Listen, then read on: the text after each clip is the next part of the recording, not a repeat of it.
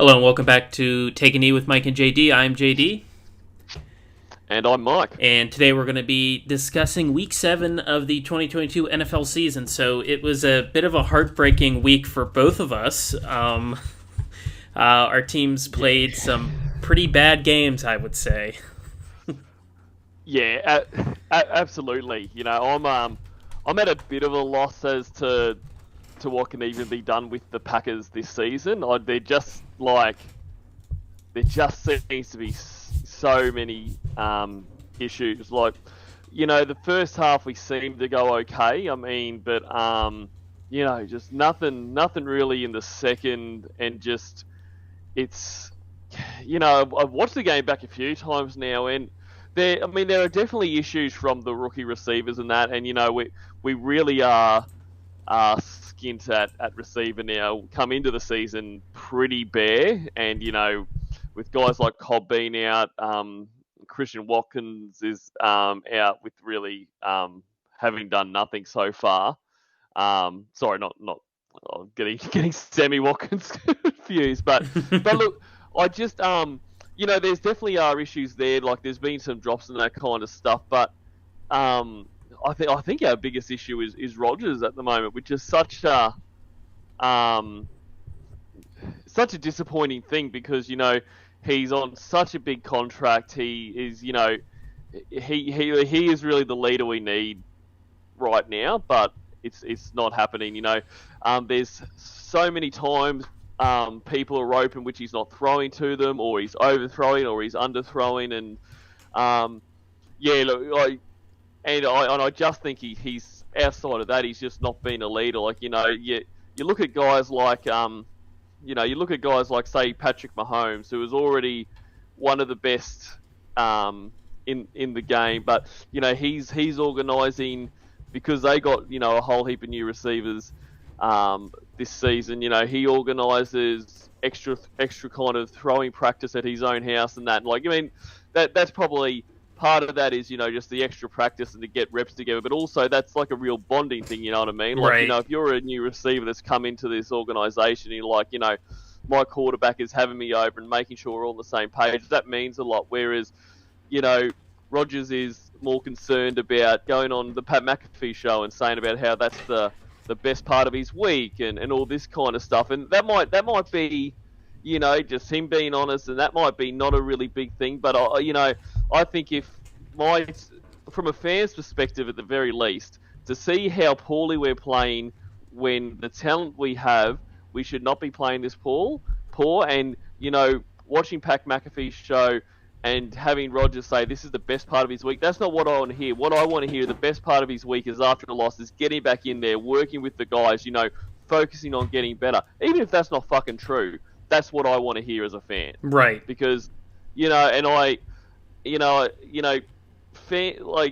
fans are invested in their team. They're with their team, through the highs and the lows. And when it doesn't feel like your highest paid player, your, MVP, Hall of Fame quarterback is even half as invested as you are, it's a real kick in the guts. And so that's, it feels like football is secondary at the moment. And if he doesn't want to be there, if he wants to be doing the media, if he wants to be getting high all the time, then do that. Retire so we can have that contract money back and put Love in there or another quarterback if he's not the future, and surround that quarterback with weapons so that they can have a star. Because at the moment, if that's the thing, that's the payoff. If Rodgers wants the big money, then he has to work with lesser receivers. If you weren't going to give him the big contract, you could have gotten him a star receiver to make his job easier. So right now, if they decide that, Rodgers' thumb is no good to go,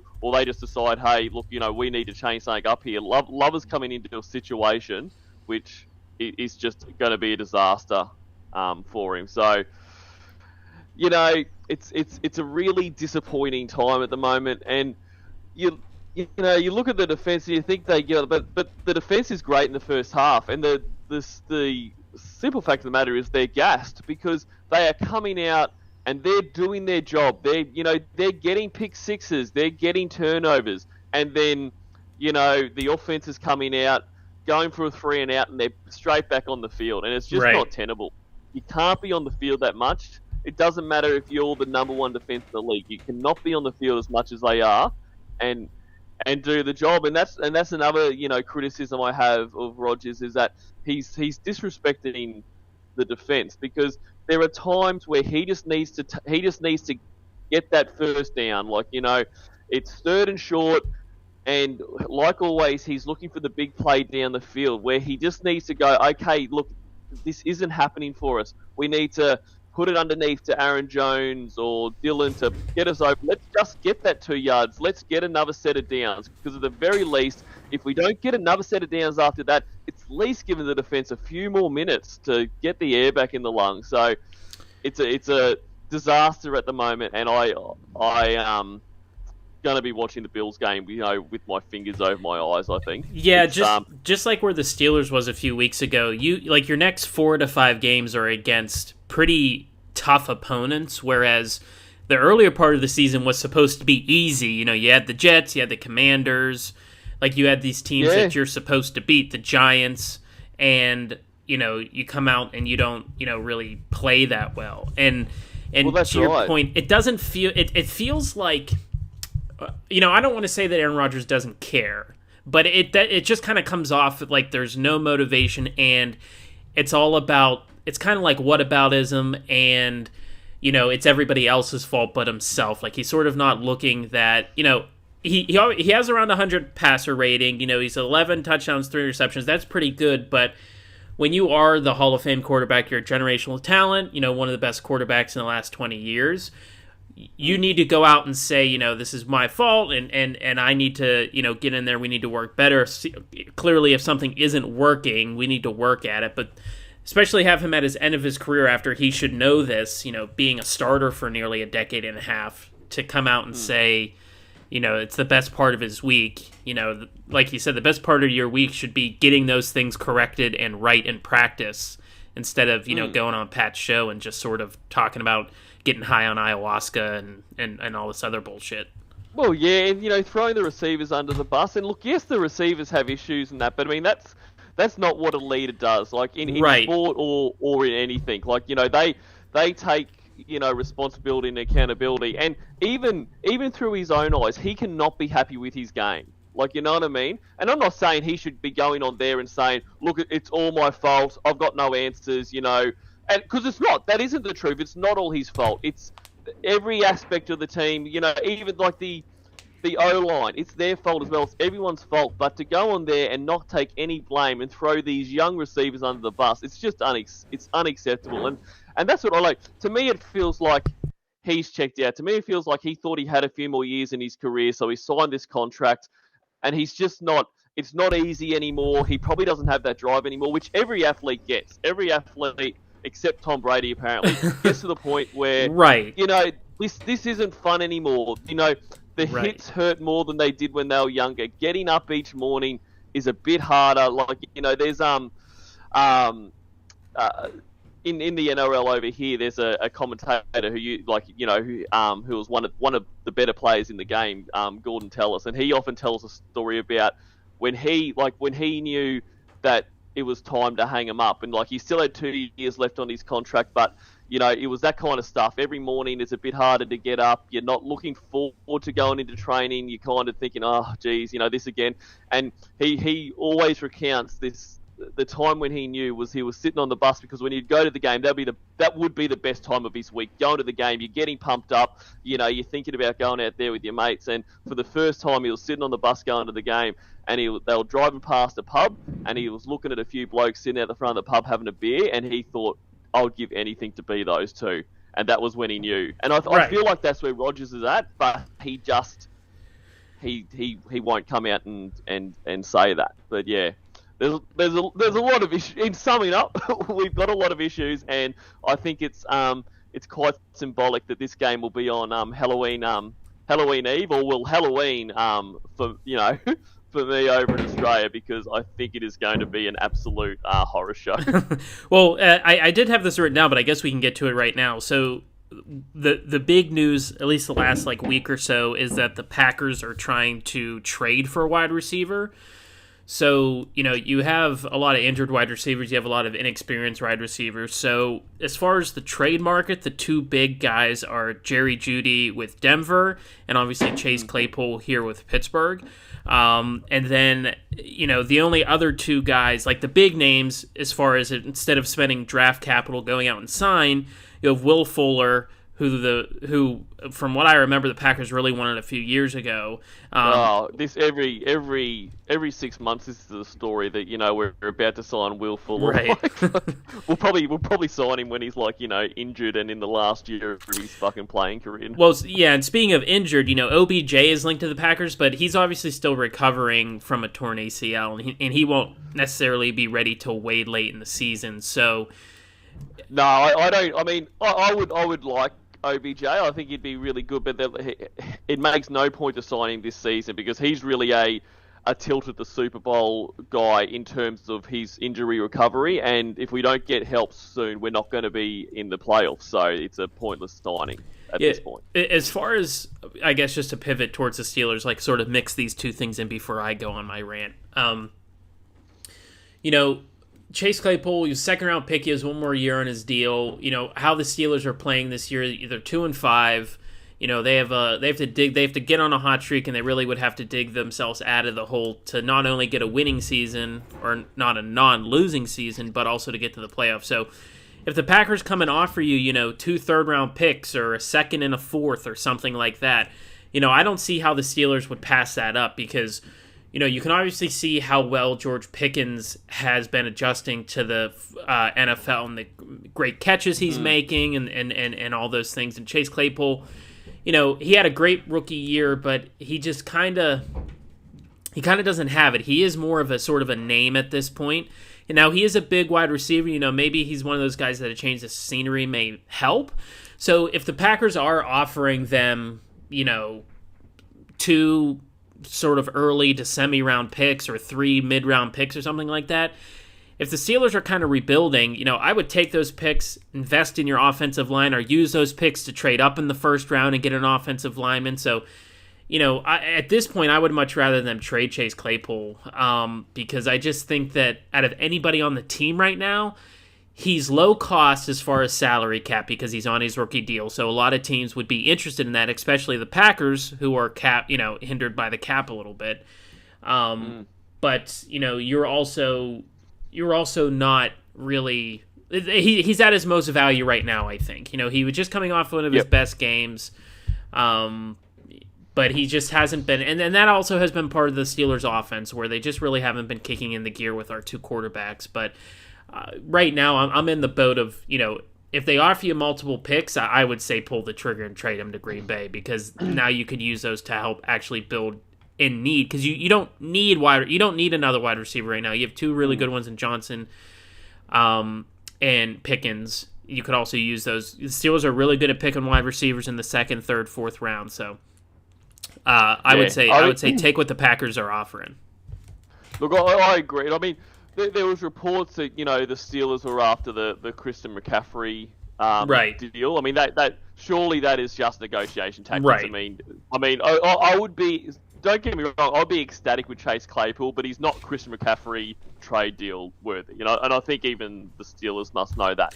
Right. But to me, I mean, if we got Chase Claypool or Jerry Jeudy, I think we can resurrect this season. I think at this point, either for where his ability is in his career, I'm talking about Rodgers, or for being checked in, Rodgers needs that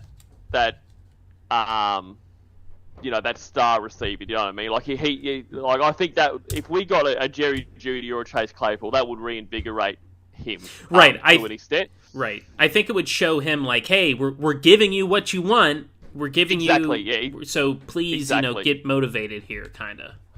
And and not that I'm saying that he is using excuses and that. I mean, I think to an extent he is, but not that I'm saying that's his mindset. But that would remove all the excuses as well.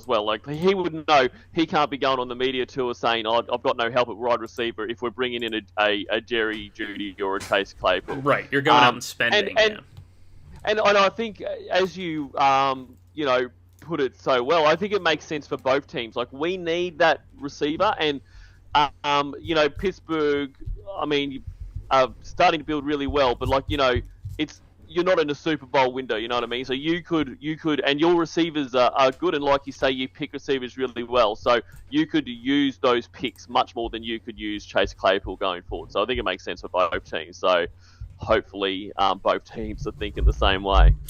Yeah, and watching, like I said, I guess pivoting to the Steelers as a whole, that game was really frustrating to watch, kind of starting to end. It was frustrating in the beginning because the Steelers defense couldn't stop the Dolphins offense to save their life, and the Steelers offense couldn't move the ball to save their life. And then all of a sudden it switched for a moment there where the Dolphins got good field position, and Minkah Fitzpatrick, the guy that you pay to make plays, made a play at the goal line and jarred a pass loose right there. That's why he's one of the highest paid safeties in the league. He has great instincts. He goes in there and he saves a touchdown. He saves 4 points. The Dolphins still get 3 out of that, but at that point, 4 points were huge in that game. So they also hold the Dolphins again to just a field goal. And then after that, the Steelers came back and scored 10 unanswered points. From that point on, really the second half, there was no scoring in the second half. So it was such a frustrating game to watch on offense because the Steelers had chance after chance after chance after chance, and they would slightly move the ball, or they would go 3 and out. And what I talked about this a couple weeks ago, Kenny Pickett's, his interceptions were wide receiver fault, and even his first interception of this game. So he had 3 interceptions this game. His first one was Chase Claypool fell down, or else it probably would have been a catch by Chase Claypool because he's running with that defender. The defender makes an easy pick. The Steelers defense stands up, they support their offense, and they get the stop. But those 2 picks at the end of the game by Kenny Pickett, I don't know if it is just lack of experience, but the thing is, he's 24. He was in college, he was almost a 5-year starter. He's not a 21-year-old like Lamar Jackson or 20 or whatever coming out of college trying to learn. He should be a little bit more advanced to where you don't make those throws. So these were the first 2 interceptions in his career that I thought were really, really bad. Some of them, his wide receivers didn't help on some of them. There was a Hail Mary interception. He had an interception that blow up by the Bills where they're trying to do things and move the ball.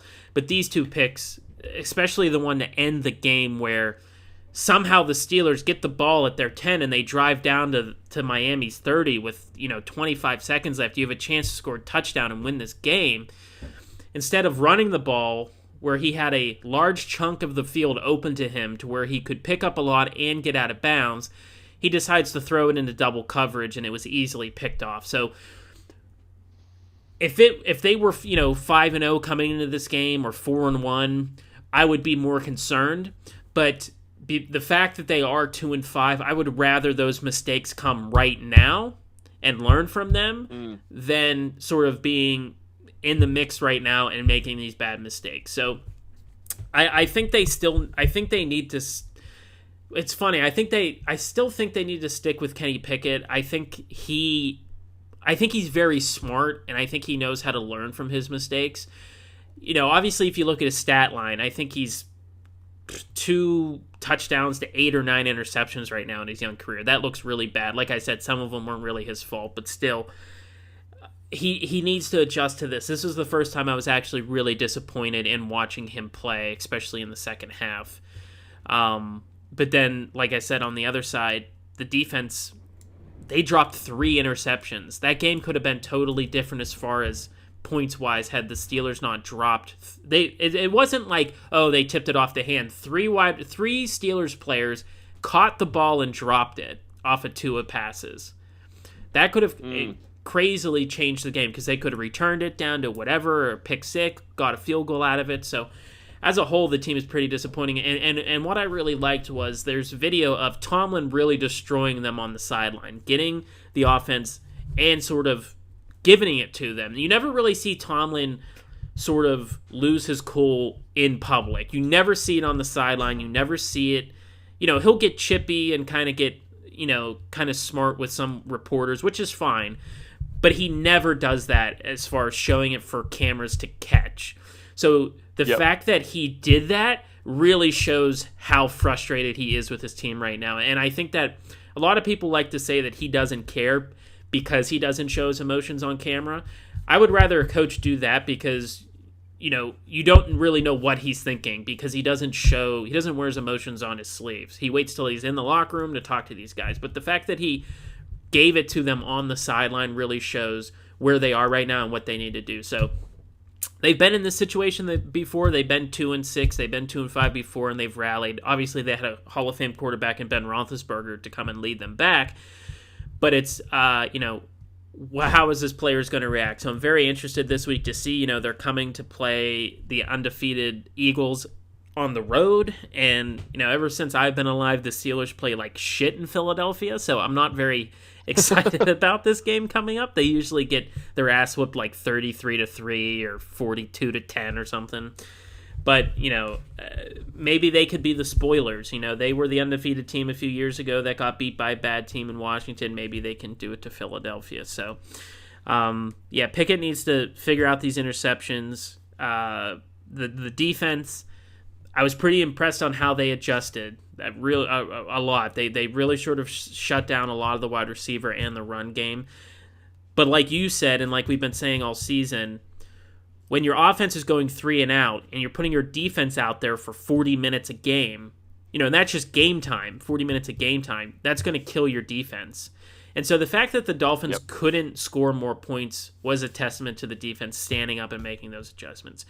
So the only other thing is right now that TJ's back at practice, so that opens his window to return from IR. So I really think the defense will look a lot different with him because you see they don't really have any pass rush right now. They don't have that making the quarterback urgent to throw the ball without him. So with him back, I would hope that our holes in the secondary, won't be as bad because the quarterback will be on the run or being sacked. So at this point, I think the season is lost.